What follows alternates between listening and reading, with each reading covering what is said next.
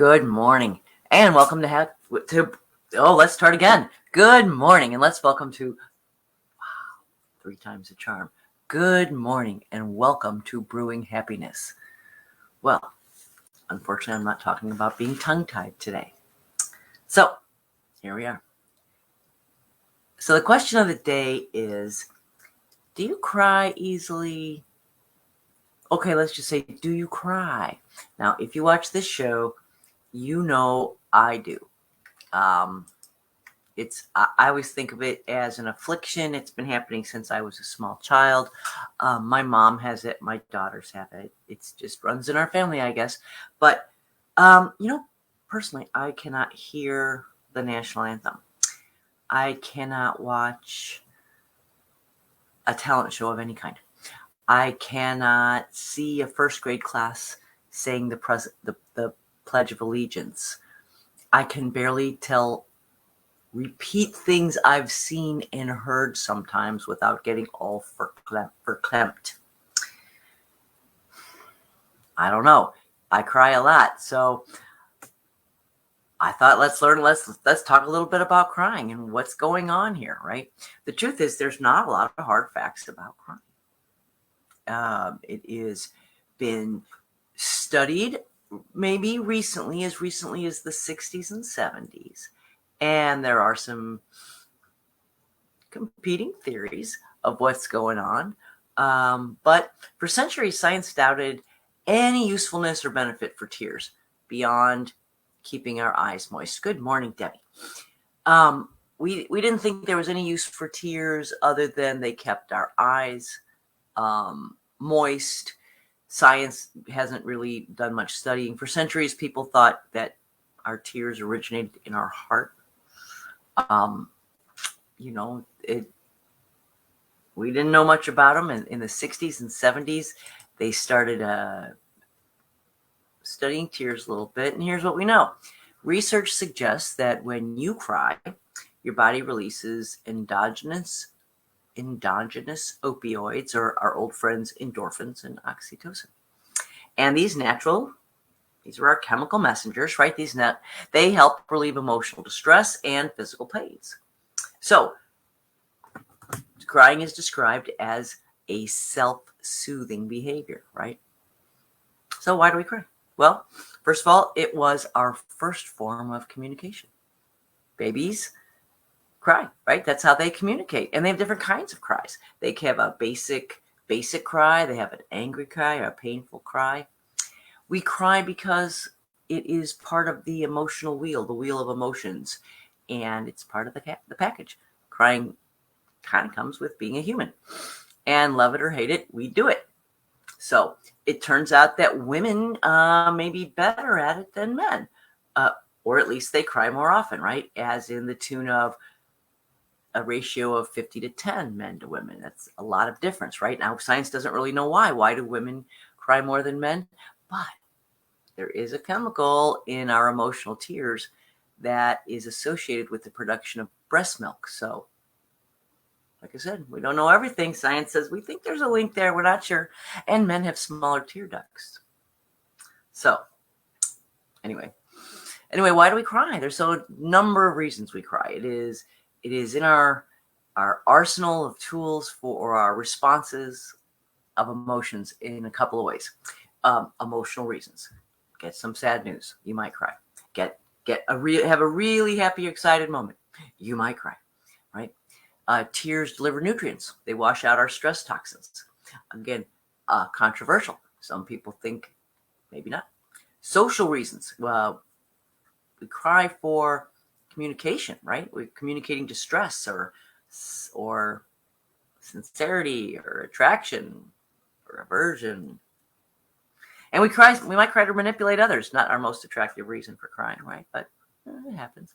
And new research suggests that those who don't cry, those who find themselves never crying, may be less socially connected, right? May have a less emotional connection to those around them. So how do tears work? Well, it starts in the lacrimal system. This is our internal water system. Think of this as the water company in your body, right? And it sits right next to your eyeball. It's both, and it is both the system that produces the tears and distributes them. So the lacrimal gland sits between, well, actually they're here, between your eyeball and your eyelid. You probably can't see it by back in there. When you blink, every time you blink, it sends a film of tear across your eyes. And then you blink and it distributes. And so then tears can go one of two ways. It drains down off the lacrimal punctum. Should probably practice these earlier, huh? The lacrimal punctum. That's the little drain in the corner of your eye here, right? So it either slides down and goes into your little drain there, and then into your nose and runs out. And this is why we cry. This is why our nose runs when we cry, because these systems are connected, right? The little duct in our eye, straight down into our nose and out. And yes, our nose runs, and it can be very, very messy when you cry. So, or then the second way is your system can't handle the volume, right? You blink or the tears come and there's only so much room. And then first you get a little well on the edge of your light when you see somebody, they might be crying.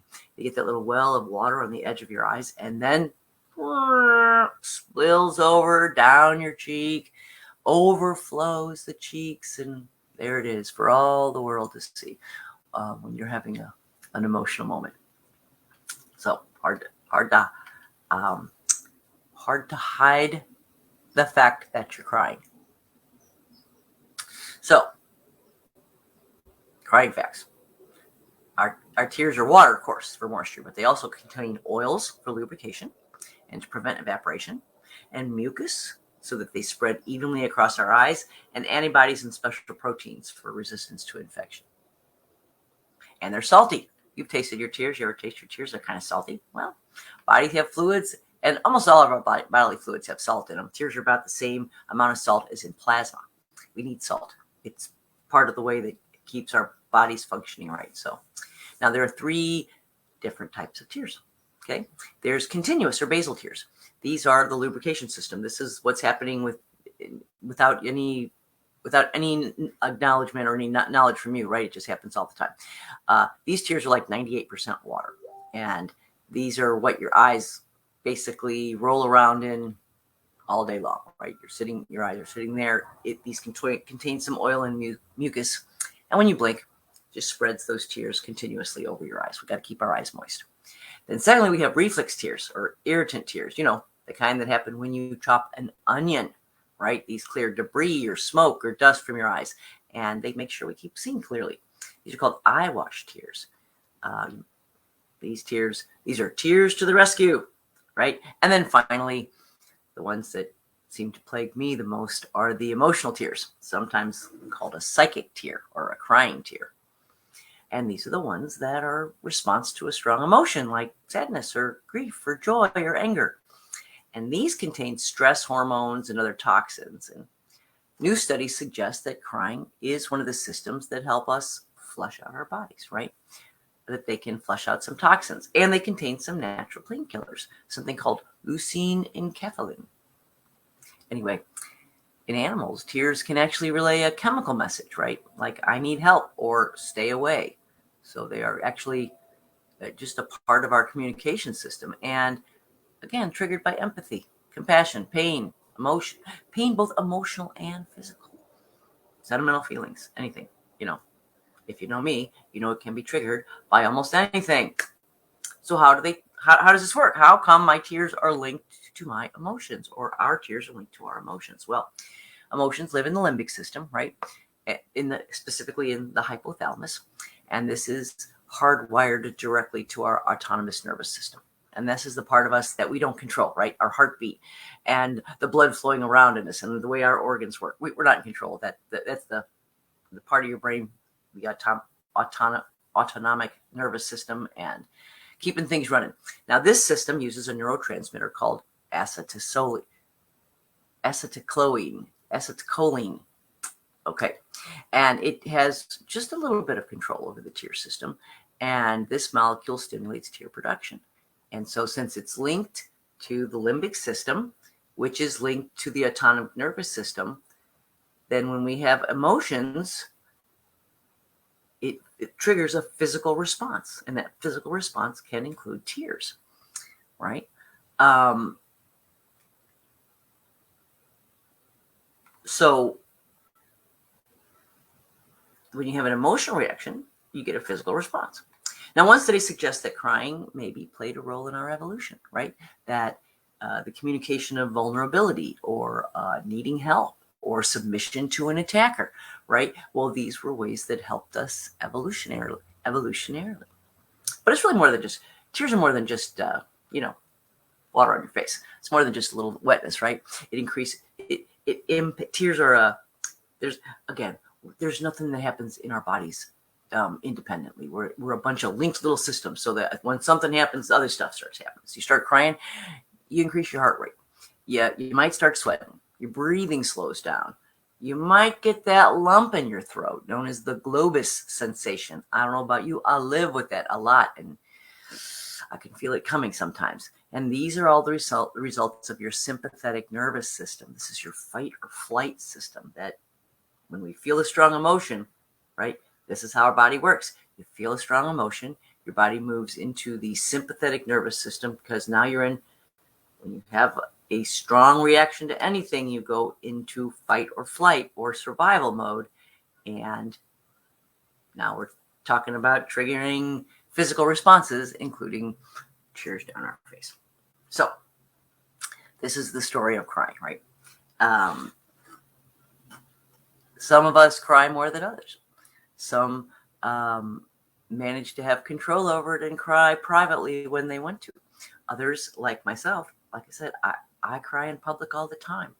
If I go to a rally of any sort, if there's a bunch of people around me cheering, a high school football game, I might start crying, because the crowd around me cheering is so impactful to me. I'm so swept up in emotion, and I don't know, some people may have control over it. I'm in the no control zone. Just the tears start coming. And like I said, if you watch the show, you'll see that when I talk about things, sometimes it will trigger something in me and the tears will come. So now, a little bit of controversy in science about the benefits of crying. So a portion of science says, yes, we have a crying jag, it releases things, we feel better, right? And then there's others that say, no, that's just a fallacy, that it's not linked. So you decide. Anyway, what's the benefits of crying, or what are some of the things that happen when we cry? Like I said, it's self-soothing. So back to the science. Research suggests that crying, while it is triggered by the sympathetic nervous system, that the crying itself, a long-term crying, we're talking like maybe some sobbing or some long-term crying, actually activates the parasympathetic nervous system, and that moves us from fight or flight to rest and digest. So those tears, while you're, like I said, you have this reaction, and the tears come and you move into the sympathetic nervous system or fight or flight, the result of the aftermath of those tears is back to the parasympathetic, back to rest and digest, back to a calmer. Oh, Kim Newkirk, yay. Here Kim, look at this. Tears were my constant complaint one time. Oh, yes. Yes, Kim, that's it.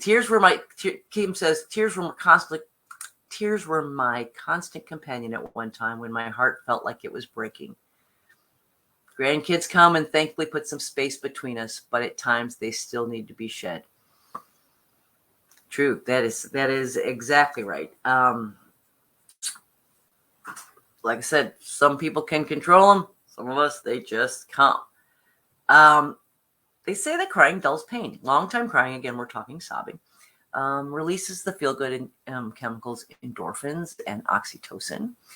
And these in turn, these are chemicals that help us deal with both physical and emotional pain. And so you're crying, and then you may go through like a numb phase, right? You may feel really numb for a while. I'm sure you experienced. If you've ever had a crying jag, you know what this is about, right? You cry hard, And then afterwards, you just kind of have a recovery period. And that's that numbing. That's that numb phase, right? And then that creates a bit of space. That creates the space to move forward. That numb is your body putting yourself back together, recentering, reorganizing, right? But crying improves the mood. I don't know about you. I usually feel better after a good cry. Sometimes things are built up and it's just emotional release, right? Whether it's due to sadness in your life or even a really good movie, crying, again, sobbing, may lift your spirits. I find for myself that sometimes when I'm living close to the edge emotionally and there's a lot going on, a good movie or episode of America's Got Talent can just push me right over the edge, right? I don't think I'm crying so much because of what's happening in the movie or because I see a young, talented person giving their heart and doing what's important to them. And I don't know, when I see those things, it just is unconscious. It just starts to kick in. But sometimes I think it's the emotions that we're not paying attention to, the emotions we haven't really sat with and dealt with, emotions that are building up in our back. And then we see that movie or we watch that kid singing on America's Got Talent. And it's just the trigger that lets the waterfall go. So hopefully I'll get through this without crying, but no promises. So sobbing actually has you taking in many quick breaths of cool air. You ever get, I don't know about you, I've cried this much, right? Where you just cry to you sobbing. And then breathing this cooler air regulates and lowers the temperature in our brains. And a cool brain is more pleasurable to your body. And it's also more efficient. You think better when your brain is cool. You know, a cool head, he has a cool head. That's not just a saying. It's true. When you get emotional and heated up, your brain heats up, stops working as well. So just FYI. Anyway, crying can also be a signal. It can be a call for attention. It can be a call for help. It may just help the people around us see what's going on with us, right? Maybe you don't want to ask for help, but sometimes your body decides for you. Sometimes our body is our subconscious mind, right? Decides for you, and the tears spill over to tell the people around you that you maybe need some attention or some help or some comfort. Or maybe you just need to be left alone. But sometimes if we don't say it, the body just shows it for us. And crying was how we communicated when we were babies, right? To first get food or comfort. Our first cry helped us to breathe, cleared the way for that transition from breathing fluid to breathing air. So obviously it's built into us. It's innate. It starts before you know what crying is or what it's for or why you might use it. And it's built into our social network, into our social contracts, right? It's just, since it's part of the human experience, when you see someone crying, you have a natural reaction. You have a sympathetic and connecting reaction when you see someone cry. And so this is the science controversy is just going on, or is this a mechanism that our bodies use to alert our social networks that something's going on, right? So crying restores emotional balance. We don't just cry. Come on, we don't just cry when we're sad, right? We cry when we're happy. Well, I do anyway. Scared, stressed, emotionally overwhelmed, doesn't matter. Researchers at Yale University think crying helps restore our center, our emotional temperature, which is kind of what we just talked about, right? Yeah, you have the crying jag, which is the body going over the top, over the edge, can't handle it anymore. Then you have this numb feeling where everything resituates, and that's us recentering, getting back. So sometimes your body kicks in and takes care of things when your mind doesn't actually do it. And crying may be just our body's way of dealing with extreme emotions of, let's face it, almost any kind. So, a study done says crying actually helps babies to sleep. They did a study that says using a method called graduated extinction or controlled crying. And babies are left to cry for a finite number of moments before Mom or dad steps in and comforts them. And then when they do this experiment, they find that as the crying increases, the crying, that letting the baby cry actually increases their sleep length and reduces the number of times that they wake up in the middle of the year. And they did a follow-up study a year later and said, hey, we don't think that this crying had any emotional impact. It didn't have any damage to the parent-child relationship. So crying, letting your baby cry, not forever, but that might not be the worst thing ever, right? So crying, why do we cry? I just thought it was an interesting topic because I cry a lot. I noticed that about 10 years ago, I got divorced. And it was, I don't know, a pretty hard time. I didn't cry for a couple of years. I guess my body said I needed to put up a block, and I became so stoic. And I was wondering, this is so odd, because at times that normally I know would make me cry, I have a long history of it. It didn't happen. And for about those 2 years, I was kind of, I don't know, walled off maybe. Anyway, then as I recovered and kind of got back to a new state of normal, I won't say went back to normal, because when you have a big life change, you get a new normal. And when I settled into my new normal, little by little, the tears came back. And today, well, I'm about as weepy as they come. I'm as happy as I've ever been and as weepy as they come.